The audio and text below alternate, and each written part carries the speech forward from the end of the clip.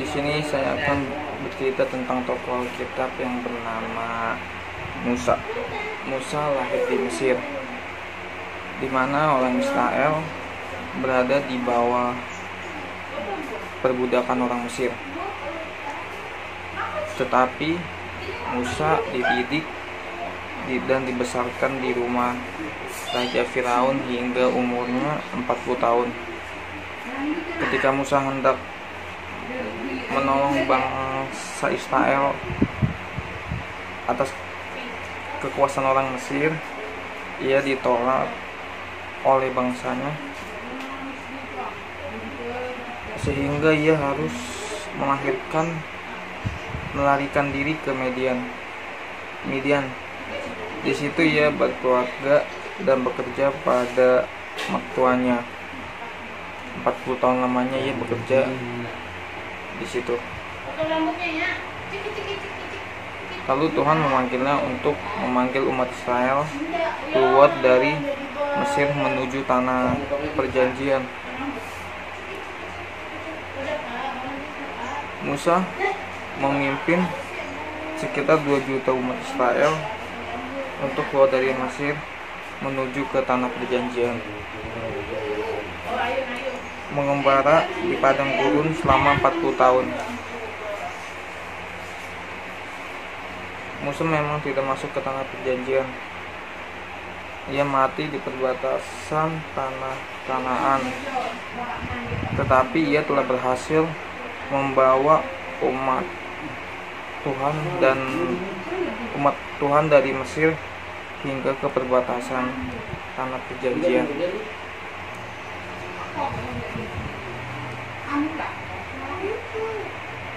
Musa lahir di tanah perbudakan, diangkat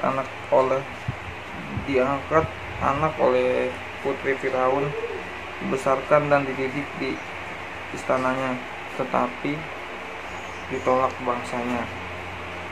Tetapi Tuhan kemudian memanggilnya sehingga menjadi pemimpin umat pertama Tuhan di padang gurun menuju tanah perjanjian. Musa ini memiliki karakter penuh dengan keraguan, tidak percaya pada diri sendiri, tetapi berkat kekuatan dan lindungan tangan Tuhan, ia mampu menjalani tugas.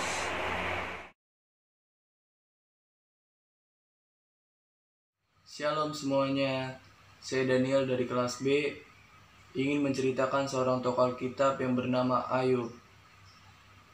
Ayub merupakan seorang yang benar dan yang saleh di hadapan Tuhan.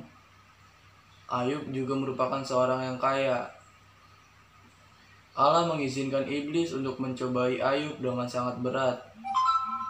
Bahkan istrinya meminta Ayub untuk mengutuki Allahnya lalu mati. Demikian dengan sahabat-sahabatnya yang datang menghiburnya. Mereka mempersalahkan Ayub. Mereka berpikir bahwa Ayub menderita karena dosa-dosanya.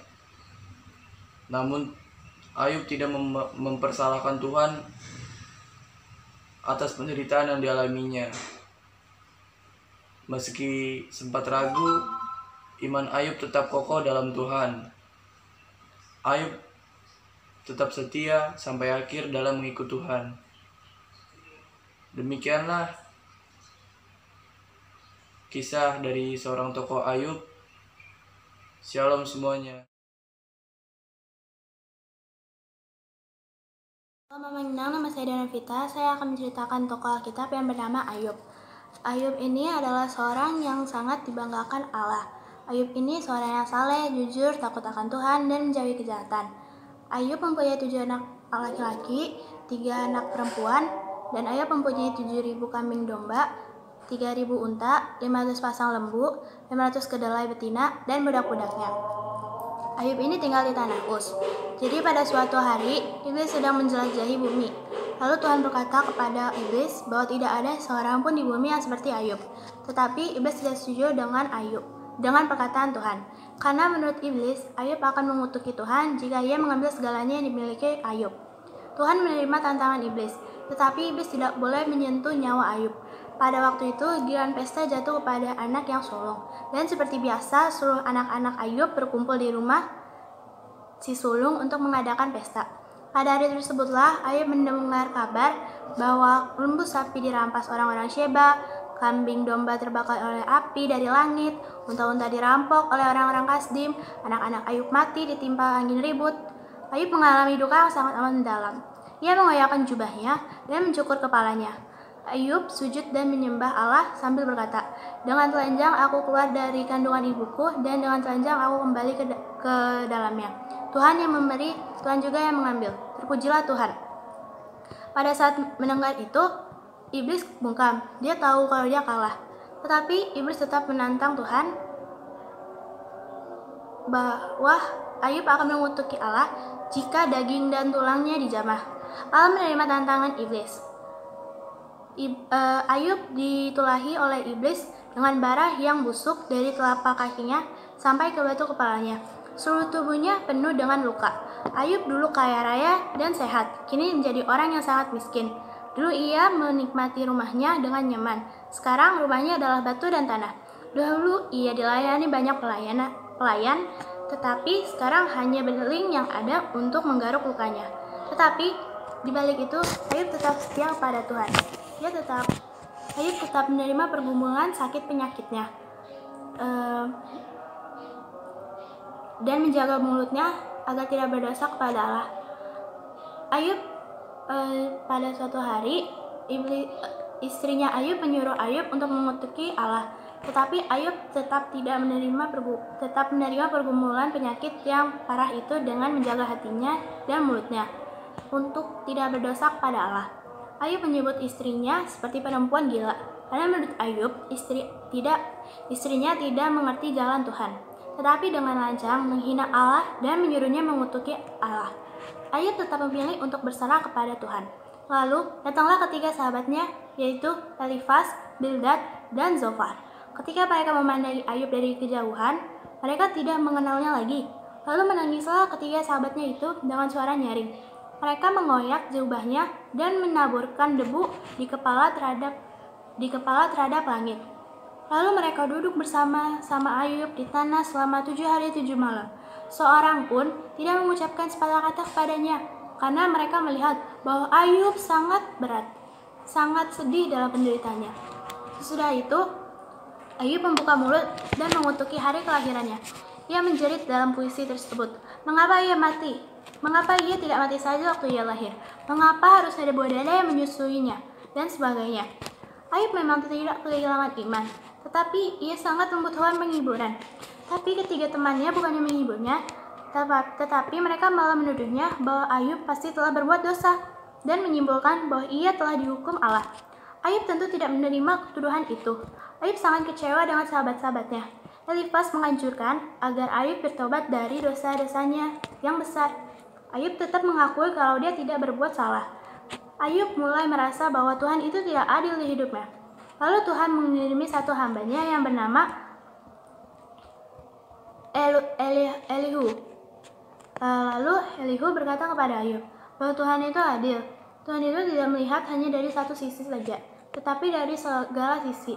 Tuhan selalu melakukan yang benar dan menolong orang yang kesusahan. Lalu Ayub mulai tersadar bahwa yang dikatakan oleh Elihu itu benar. Jadi Ayub mulai lagi setia kepada Tuhan dan mendengarkan Tuhan lagi. Lalu Tuhan pun memberkati Ayub dalam hidupnya, yang selanjutnya lebih daripada hidupnya yang dahulu. Ia mendapati 14.000 kambing domba, 6.000 unta, 1.000 pasang lembu, dan 1.000 ekor keledai betina. Ayub juga mendapat 7 anak laki-laki dan 3 anak perempuan. Sesudah itu, Ayub diberi hidup selama 140 tahun lamanya, sehingga ia dapat melihat anaknya, cucunya, dan beserta keturunannya sampai keturunan yang ke-6. Kisah ini sangat menginspirasi. Berarti kita harus selalu setia kepada Allah dan taat kepadanya dalam keadaan apapun, baik dalam susah, duka, maupun senang. Kita harus selalu memuji Allah, dan Tuhan akan mencobai kita Karena Tuhan yakin kita dapat melakukannya, melewatinya. Karena Tuhan tidak akan mengasihi kita cobaan itu jika kita tidak dapat melakukannya. Terima kasih.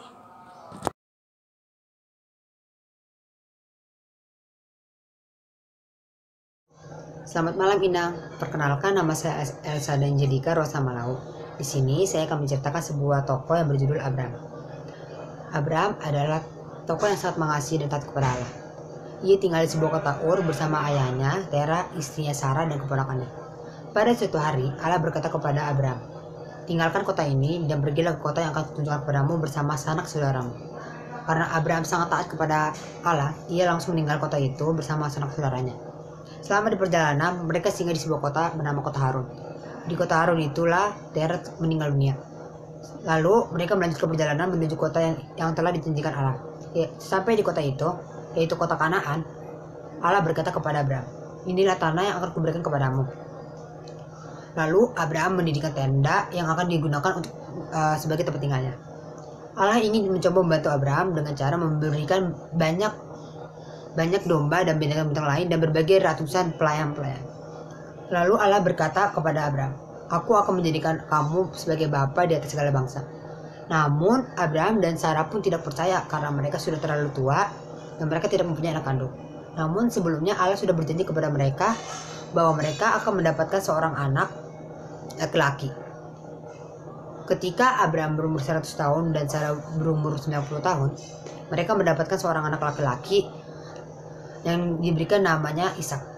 Ketika Ishak beranjak dewasa, Allah menguji iman Abraham dengan cara, dan dia berkata kepada Abraham, pergilah ke sebuah gunung dan bunuhlah anak ini dan persembahkanlah kepadaku. Lalu setelah Abraham mendengar kata-kata itu, Abraham sangat sedih karena ia sangat mengasihi anaknya. Sesudah itu Abraham langsung menuju ke gunung yang telah dikatakan Allah. Sampai di gunung itu, Abraham langsung mengikat Ishak dan menaruh Ishak di sebuah mezbah yang telah dibuat dia. Setelah itu ia mengeluarkan pedang dan langsung membunuh Ishak. Namun tepat pada waktunya, malaikat Allah pun datang kepada Abraham dan berkata, Abraham, Abraham. Lalu kata Abraham, inilah aku. Lalu ia pun berkata, jangan kau apa-apakan dia, jangan kau sakiti anak itu. Lalu Allah berkata kepadanya, aku yakin bahwa engkau telah beriman kepadaku karena engkau rela mengorbankan anakmu kepadaku. Begitu besarnya iman Abraham kepada Allah dan begitu taatnya Abraham kepada Allah. Abraham sangat yakin bahwa Allah dapat membangkitkan Ishak dari kematian. Tapi sebenarnya kehendak Allah berbeda. Allah tidak menginginkan Abraham membunuh Ishak, sehingga Abraham membuat domba terikat di sebuah semak belukar dan berkata kepada Abraham, bunuhlah domba itu dan berilah domba itu kepadaku. Sekian dan terima kasih.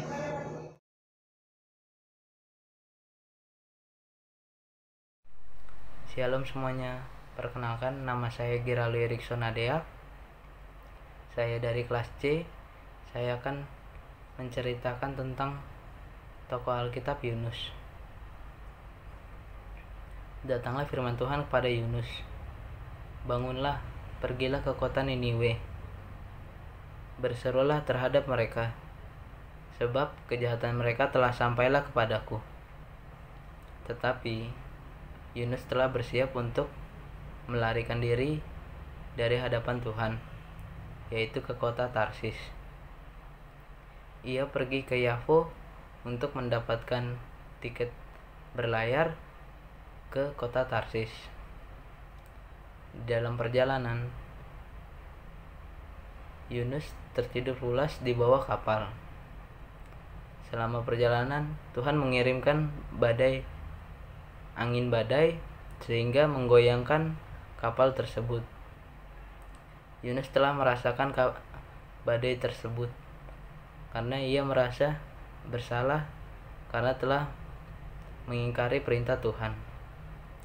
Di dalam perjalanan, seisi kapal, orang-orang yang di kapal melemparkan barang-barang mereka ke laut sehingga meringankan kapal tersebut. Nahkoda itu menghampiri Yunus yang ada di bawah, yang sedang tertidur pulas. Nahkoda itu bertanya kepada Yunus, "Kenapa engkau tidak takut?" Yunus berkata, "Akulah orang Ibrani. Aku percaya kepada Tuhan, dan campakkanlah aku ke laut, karena semua ini malapetaka terjadi karena aku, untuk menenangkan air laut yang telah menimpa kapal ini." Dan seisi kapal melemparkan Yunus ke laut. Di laut, Yunus telah pasrah terhadap kesalahannya. Ia ditelan oleh ikan besar dan dia sadar di dalam perut ikan besar itu selama 3 hari 3 malam. Ia berdoa kepada Tuhan, meminta ampun dan meminta maaf atas kesalahannya mengingkari perintah Tuhan untuk pergi ke Niniwe.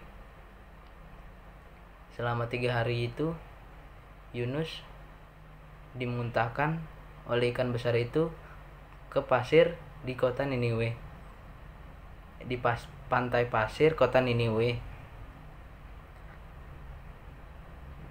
Di saat dia setelah sadar di pantai kota Niniwe, Yunus berdoa kepada Tuhan untuk menjalankan perintah Tuhan yang awalnya dia ingkari.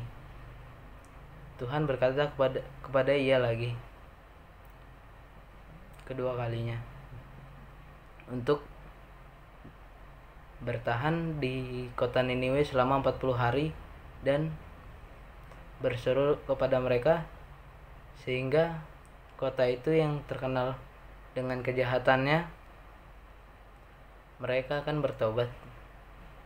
Selama 40 hari Yunus telah memberitakan perintah-perintah Allah kepada kota Niniwe, sehingga seisi kota bertobat dan mengikuti perintah Tuhan yang dulunya mereka menjauhkan diri dari Tuhan Yesus.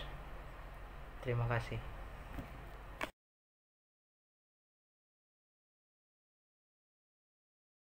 Shalom, nama saya Serena Siregar, saya dari kelas B.